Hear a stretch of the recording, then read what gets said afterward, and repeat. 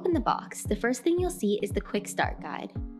On top of giving you helpful directions on how to set up and use your light panels, this guide also contains your pairing code, so make sure to hold on to it because you'll need it during the pairing process.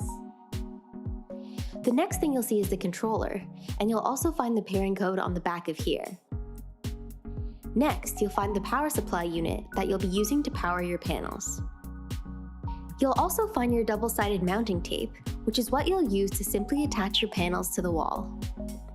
Next is the star of the show, the actual panels themselves.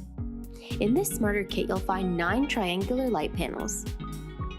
Now here's your rhythm module, the piece that you'll attach to your panels to allow them to react to the sound and music around them.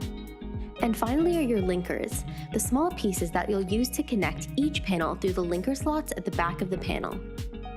And that's what you'll find in your Nanoleaf Light Panel Rhythm Smarter Kit, and everything you'll need to get started with your new light panels.